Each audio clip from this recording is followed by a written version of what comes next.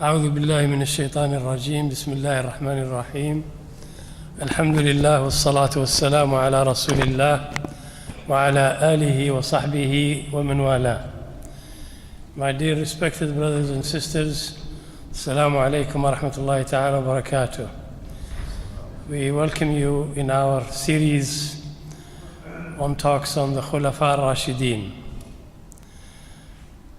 And today, inshallah, our talk will be about the third Caliph, Uthman Bin Affan, Dhu Nurayn, radiyallahu anhu. And the speaker is Uthman al-khamees. The translator is Abu Uthman, and we are in Masjid al-Uthman. So the theme today is Uthman. Uthman bin Affan is a blessing. His name is a legacy to the Muslim community. So without delay, I give chance to Shaykh Uthman to try to start his lecture.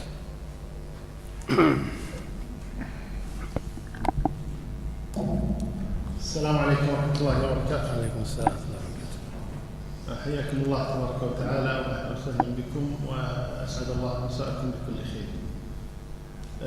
كلامنا في هذه الليلة تكملة لما سبق من الكلام عن سيرة أبي بكر الصديق وعمر بن الخطاب، واليوم إن شاء الله تعالى والليلة نتكلم عن عثمان بن عفان. So tonight we will continue our series of lectures and talks about the Khulafa al-Rashidin, and tonight we'll be talking about Uthman ibn Affan radiyallahu anhu. وعثمان بن عفان رضي الله عنه أسيء إليه كثيرا وتكلم فيه البعض حقدا على السنة وأهلها والبعض جهلا، ولذلك كان لابد من ذكر الحقيقة في شأن هذا الصحابي الجليل. The personality of Uthman ibn Affan radiyallahu anhu, there was a lot of misinformation and lies made about his life done by those who have animosity to Islam, and some out of ignorance repeating those claims and those lies. أولا عثمان بن عفان ابن عم النبي صلى الله عليه وسلم، فهو عثمان بن عفان ابن أبي العاص ابن أمية ابن عبد شمس، والرسول صلى الله عليه وسلم هو محمد بن عبد الله بن عبد المطلب بن هاشم، وهاشم وعبد شمس أخوان توأم، وهو ابن عم النبي صلى الله عليه وسلم.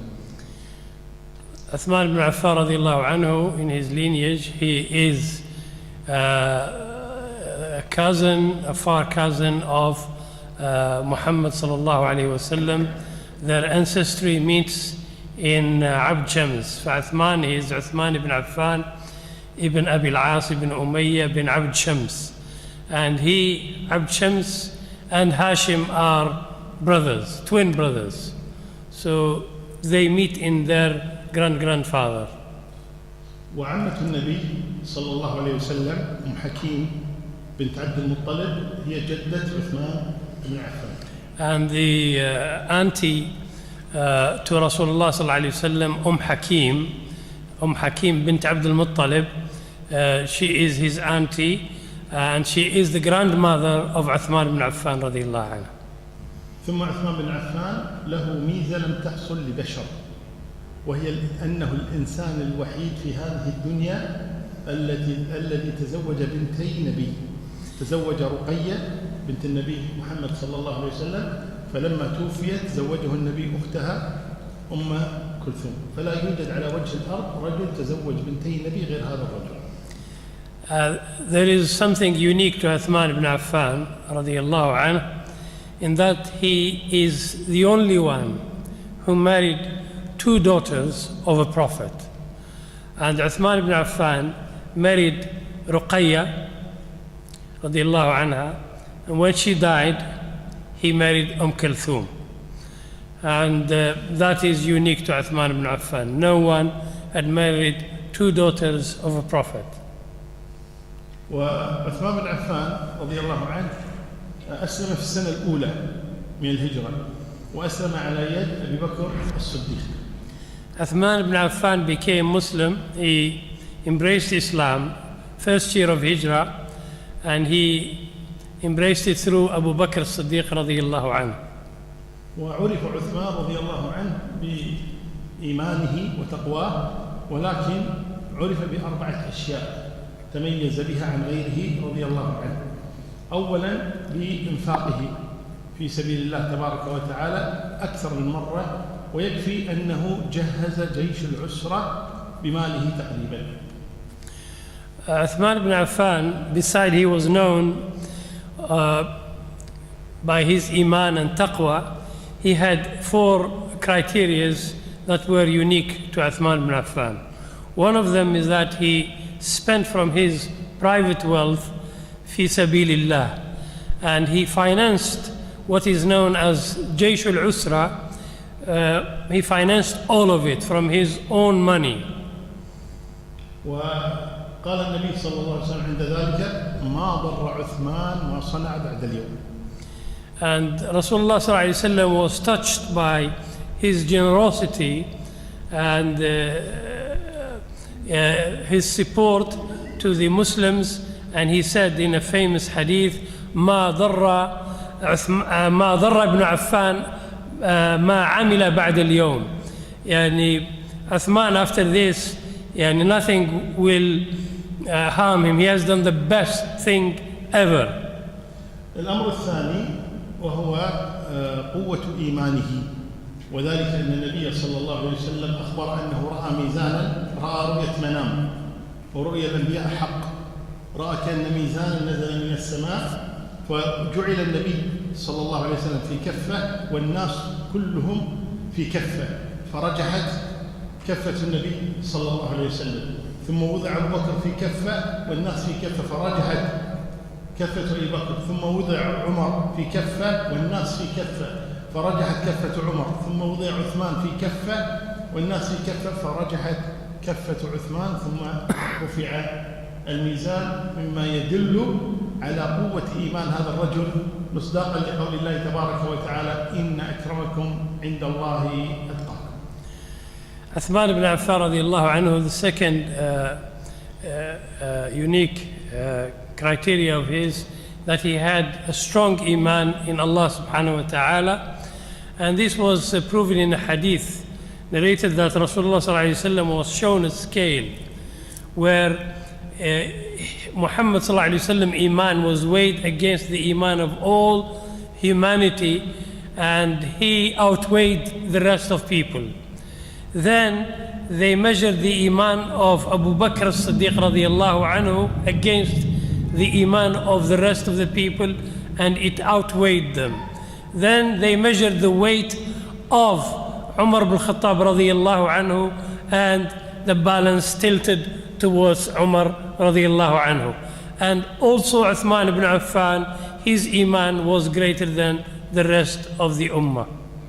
الأمر الثالث الذي تميز به عثمان رضي الله عنه ألا وهو قول النبي صلى الله عليه وسلم يوما لعائشة عندما كان جالس في بيته وكاشفا عن ساقه، فدخل أبو بكر فتحدث مع النبي صلى الله عليه وسلم قليلا ثم خرج والنبي على جلسته، ثم استأذن عمر فدخل على النبي صلى الله عليه وسلم وتكلم معه ثم انصرف والرسول على جلسته، ثم استأذن عثمان فلما دخل على النبي صلى الله عليه وسلم تعدل النبي صلى الله عليه وسلم وغطى ساقه، فلما خرج قالت عائشة أم المؤمنين رضي الله عنها يا رسول الله صنعت مع عثمان ما لم تصنع مع عمر وأبي بكر، فقال النبي صلى الله عليه وسلم إن عثمان رجل حيي تستحي منه الملائكة فخشيت ألا يذكر حاجته. Allah.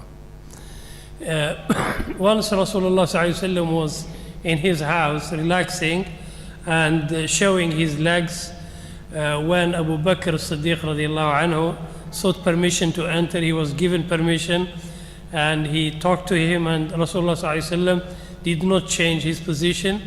Then he went, and then Umar ibn Khattab radiyallahu anhu came in, asked permission to come in, and he came in and he talked to Rasulullah sallallahu alaihi wasallam while he was still in his position, And then Uthman bin Affan came after that, and Rasulullah sallallahu alaihi wasallam straightened himself and covered his legs, and Aisha was observing. So when Uthman left, she told him, Ya Rasulullah, you did with Uthman what you did not do with the others.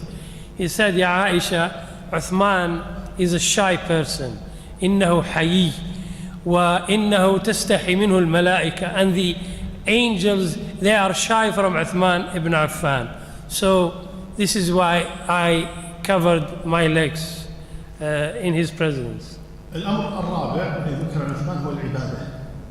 كان من عباد أصحاب النبي صلى الله عليه وسلم، وذكر أنه كان يختم القرآن في ركعة، يصلي بعد العشاء صلى في ركعة واحدة قرأ القرآن كله إلى الفجر رضي الله عنه وأرضاه. The other fourth criteria is that he was devoted in worship.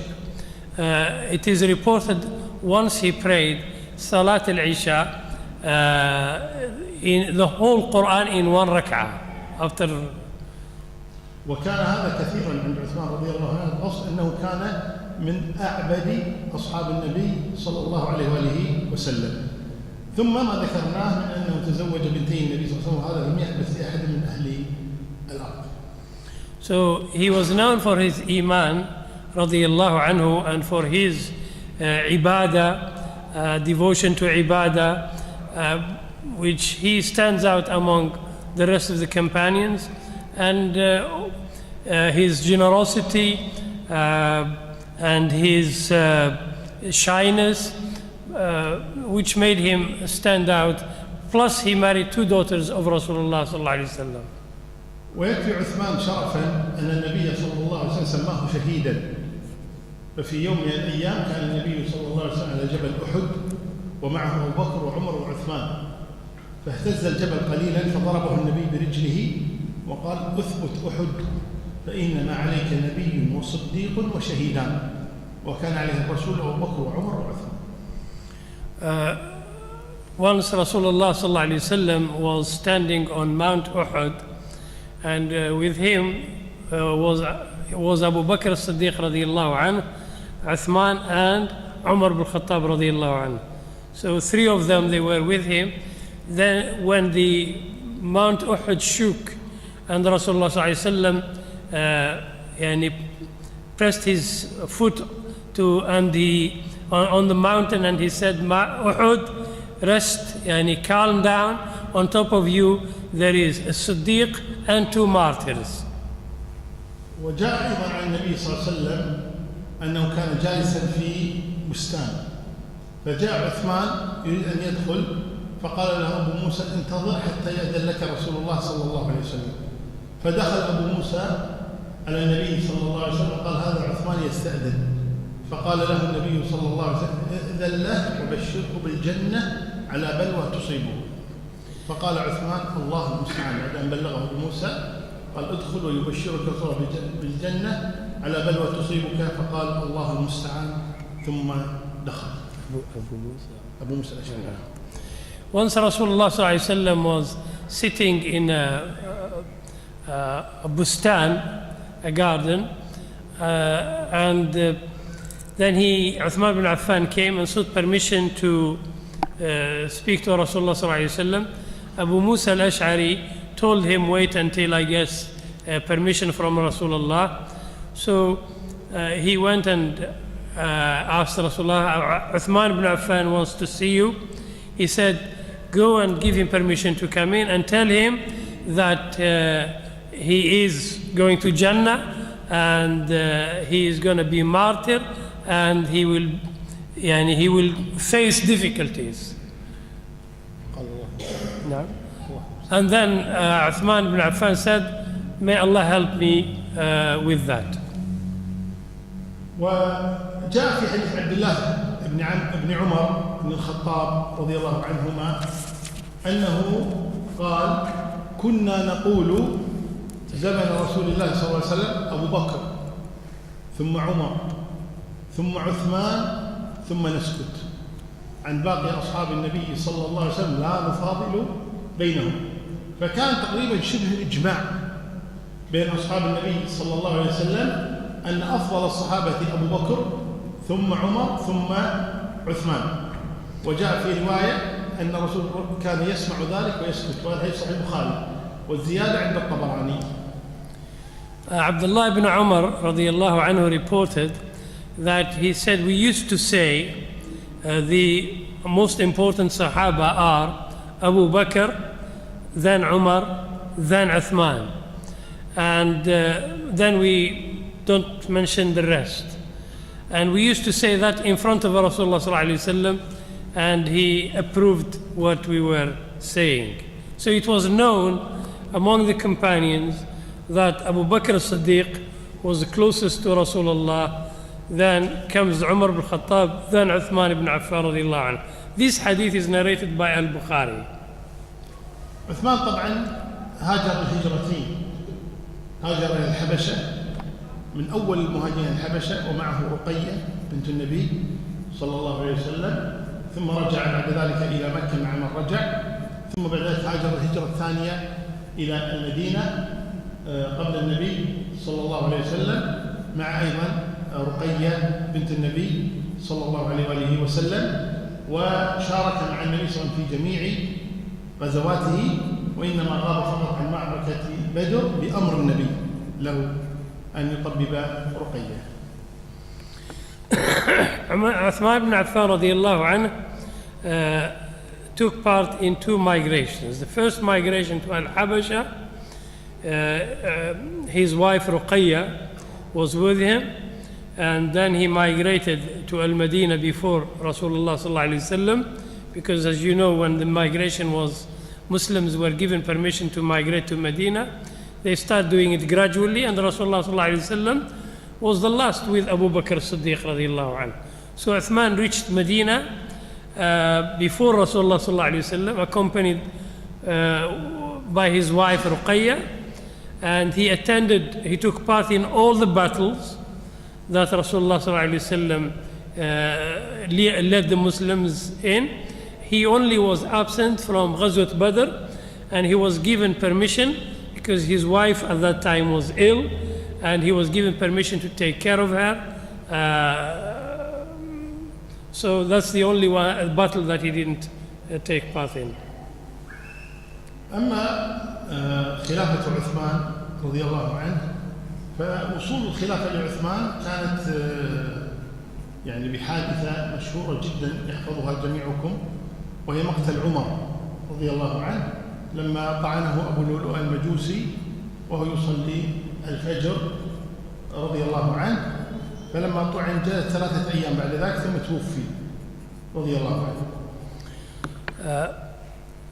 Now we come to the stage where how did Uthman bin Affan radiallahu anhu became Khalifa of the Muslims.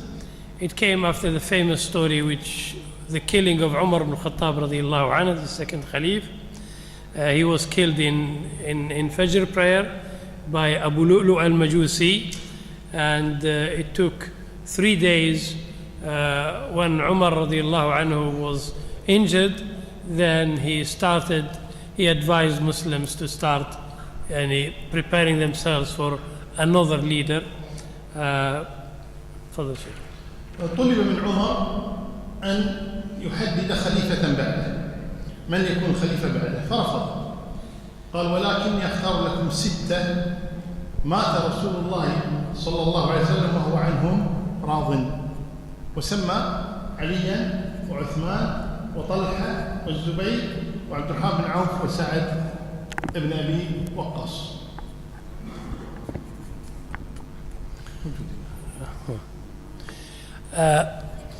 When Umar ibn Khattab radiallahu anhu was attacked and he was critically injured, and the Muslims realized that he is not going to make it, they requested him to recommend for them a person who would be the Khalif for the Muslims. He refused, but he said, I'll give you 6 people whom Rasulullah sallallahu alaihi wasallam died and he was pleased with them. And then he listed علي بن أبي طالب رضي الله عنه, عثمان بن عفان, طلحة بن عبيد الله, Zubair بن العوام, Sa'd بن أبي وقاص, and عبد الرحمن بن عوف.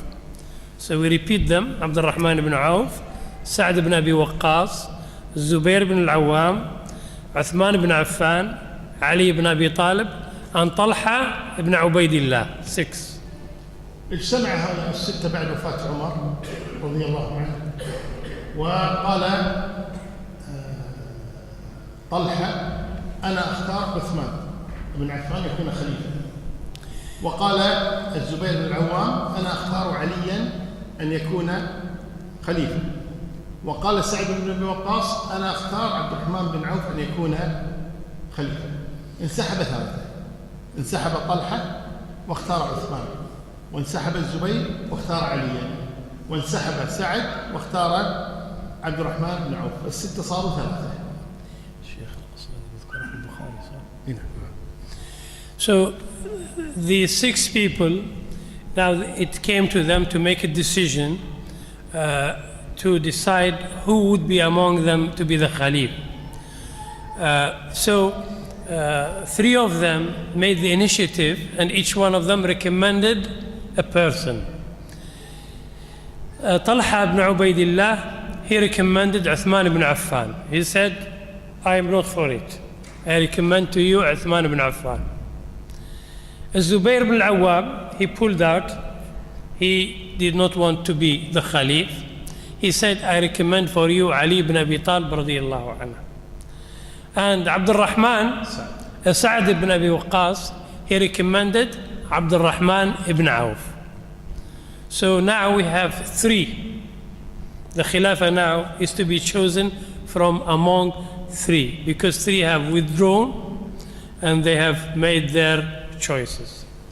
وهذا يدلنا على أمر، وهو أنهم لم يكونوا حريصين على الحكم، خاصة عندما يأتي الكلام عن خلافة علي بن أبي طالب والإشكال الذي وقع بينه وبين الزبير وطلحة، أن الزبير وطلحة لم يكونا يطلبان الخلافة أصلا، بل الزبير هنا أعطى صوته لعلي وطلحة انسحب، فلم يكونوا حريصين على أصل الخلافة، وإنما من رشح نفسه الخلافة كان يرى أنه أهل لذلك، وهذا لا مانع منه. So this indicates that the companions were not aggressively competing against each other, seeking every one of them to be Khalif, but rather every one of them was looking to somebody whom in his opinion is better than him, and he recommended him. So instead of 6, now they become 3. بعدها عبد الرحمن بن عوف قال: أنا أيضا أنسحب، لا أريد أن أكون خليفة. فبقي عندنا عثمان وعلي. ثم قال عبد الرحمن بن عوف: أمهلوني 3 أيام حتى أنظر في أمر من أختار، لأنه إذا اختار عليا صار علي الخليفة، وإن اختار عثمان صار عثمان هو الخليفة. عبد الرحمن بن Auf again took the initiative, and he said, I do not want to be a Khalif. So now the 2 shortlisted is Ali ibn Abi Talib and Uthman ibn Affan radiyallahu anhu.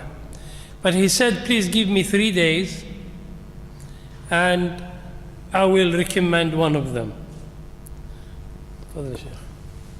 بعد 3 أيام عبد الرحمن بن عوف جمع أصحاب النبي صلى الله عليه وسلم وقال: ما تركت بيتا من المهاجرين والأنصار إلا وسألتهم فوجدتهم لا يعدلون بعثمان أحدا.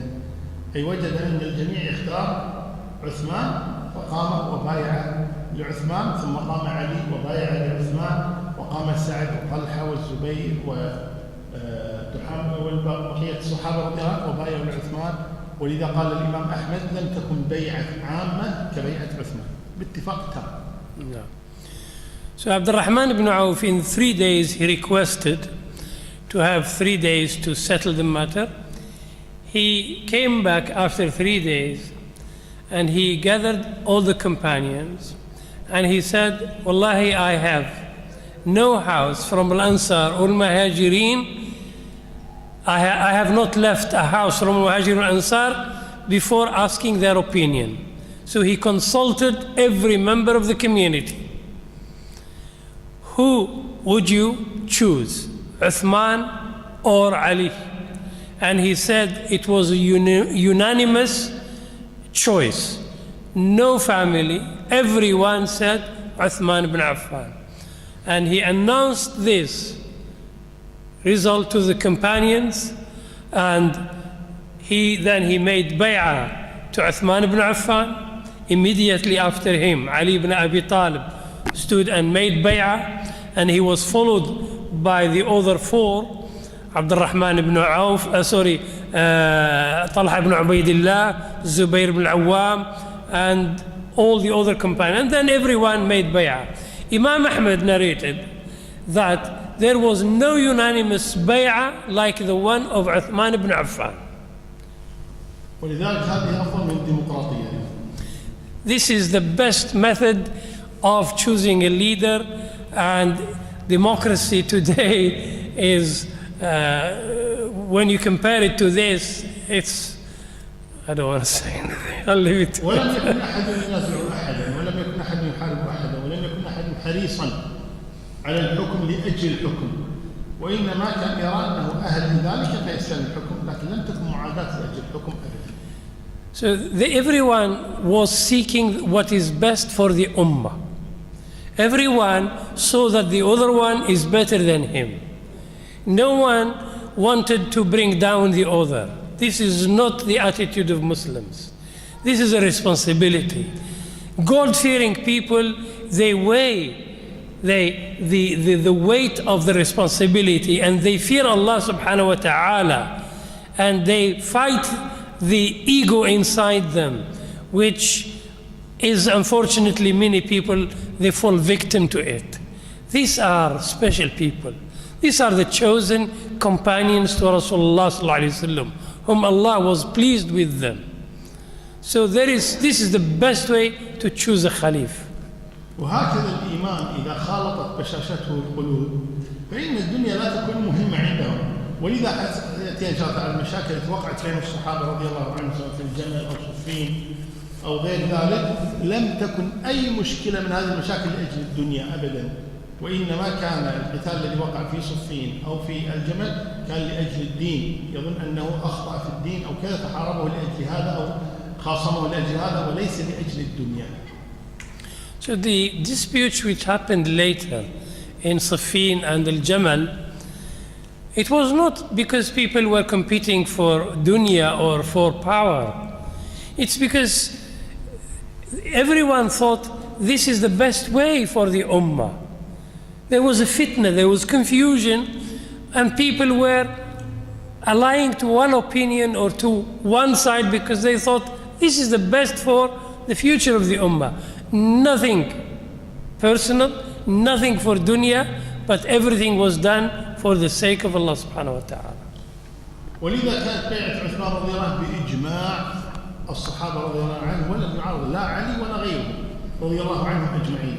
بل يقول أيوب بن تميم السختياني وهو من كبار أتباع التابعين، وكذا يقول هذا الإمام أحمد، ويقوله الإمام الدارقطني رحمه الله تبارك وتعالى، يقولون من قدم عليا على عثمان فقد أزرى بالمهاجرين والأنصار.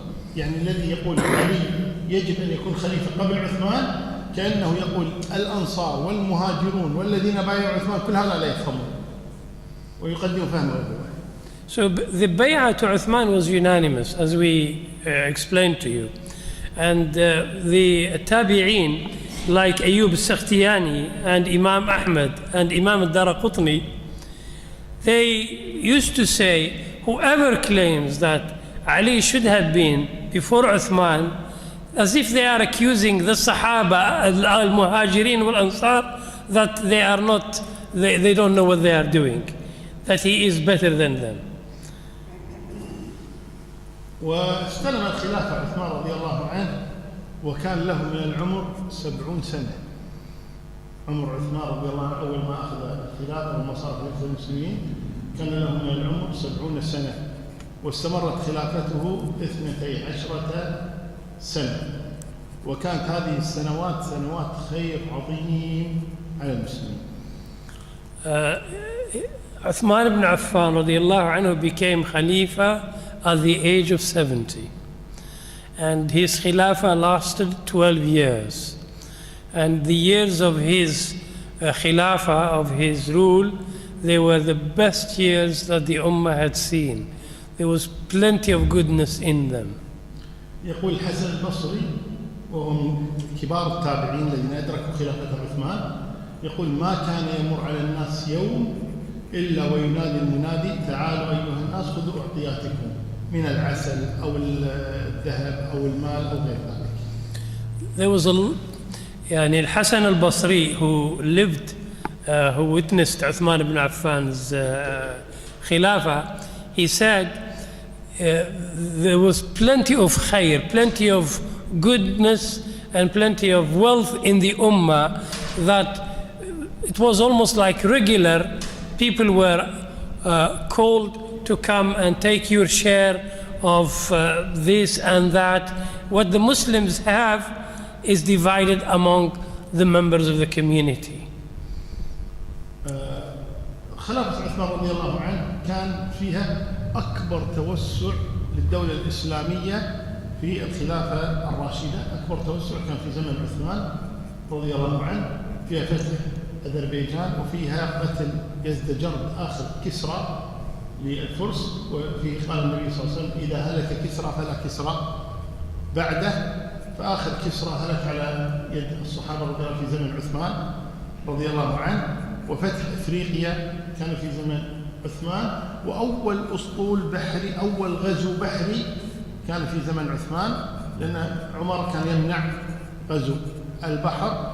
عثمان هو أول من بدأ غزو البحر رضي الله عنهم أجمعين. رضي الله عنه, in his reign, those Muslims have made so many gains and so many achievements. They conquered Azerbaijan in